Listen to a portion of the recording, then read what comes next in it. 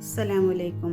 ഇന്ന് നമ്മൾ പഴുത്ത മാങ്ങ വെച്ചിട്ടുള്ള ഒരു അടിപൊളി പലഹാരത്തിൻ്റെ ഹെൽത്തി ആയിട്ടുള്ളൊരു പലഹാരത്തിൻ്റെ റെസിപ്പി ആയിട്ടാണ് വന്നിട്ടുള്ളത്. നമ്മളൊരു കപ്പ് ഗോതമ്പ് പൊടി എടുത്ത് വെച്ചിട്ടുണ്ട്. ഇതിലേക്ക് ആവശ്യത്തിനുള്ള ഉപ്പ് ചേർത്ത് കൊടുത്ത്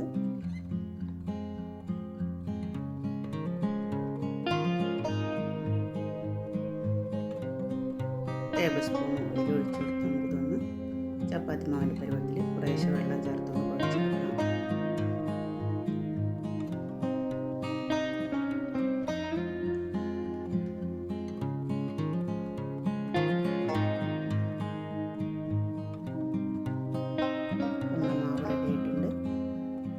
ഒരു 10 മിനിറ്റ് നമുക്ക് അടച്ചു വെക്കാം. സമയം ഫില്ലിങ്സ് റെഡിയാക്കി എടുക്കാം. ഒരു അരക്കപ്പ് പൊട്ടുകടല എടുത്തിട്ടുണ്ട്, 5-6 ഏലക്ക എടുത്തിട്ടുണ്ട്, ഒരു കപ്പ് നിലക്കടല വറുത്തതാണ്. അതിട്ട് നമുക്കൊന്ന് പൊടിച്ചെടുക്കാം. ഒരു പാൻ അടുപ്പത്ത് വെച്ച് 1 ടേബിൾ സ്പൂൺ നെയ്യ് ഒഴിച്ചു കൊടുക്കാം. നമ്മൾ 2 മാങ്ങ വെള്ളം ചേർക്കാതെ ഉപ്പിലേക്ക് വെച്ച് കളഞ്ഞ് ജ്യൂസാക്കി എടുത്തിട്ടുണ്ട്. ഇത് നമുക്ക് ഈ നെയ്യിലേക്ക് ഇട്ട് കൊടുത്തിട്ടൊന്ന് വെള്ളം വറ്റുന്ന വരെ വഴറ്റിയെടുക്കാം. പിഞ്ച് ഉപ്പ് ചേർത്ത് കൊടുത്തിട്ടുണ്ട്. ഒരച്ച് ശർക്കര ഒന്ന് വെള്ളത്തിലേക്ക് ചേർക്കാം.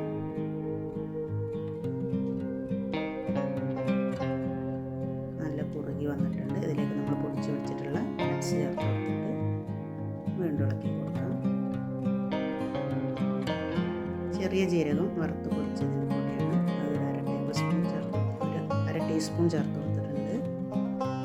നമ്മുടെ ഫില്ലിങ്സ് റെഡിയായി.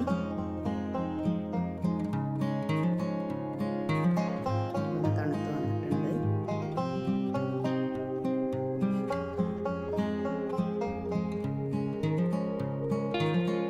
നമ്മുടെ മാവ് എടുത്തിട്ട് നമുക്ക് ചപ്പാത്തി പോലെ ഒന്ന് പരത്തി വെക്കാം.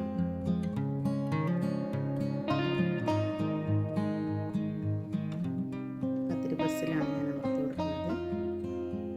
ഓരോ ടേബിൾ സ്പൂൺ ഫില്ലിങ്സ് നമുക്ക് ഇതിനുള്ളിൽ വെച്ചിട്ട് ഒന്ന് കവർ ചെയ്ത് വെക്കാം.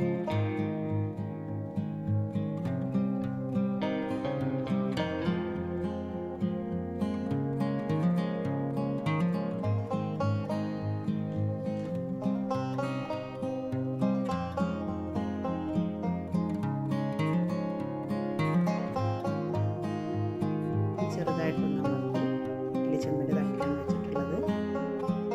ഓരോന്ന് നമ്മൾ ഇതേപോലെ ചെയ്തെടുത്തിട്ട് ഒന്ന് ആവി കയറ്റിയെടുക്കാം. ഇഡ്ഡലി ചെമ്പിൽ വെള്ളം തിളച്ച് വന്നിട്ടുണ്ട്. അതിനകത്ത് അടച്ച് വെച്ച് ആവി കയറ്റിയെടുക്കാം. ഒരു 5 മിനിറ്റൊക്കെ ആവി കയറിയാൽ മതി. അപ്പോഴത്തേന് നമുക്കത് റെഡിയായി കിട്ടും. നമ്മുടെ പലഹാരം റെഡി ആയിട്ടുണ്ട്.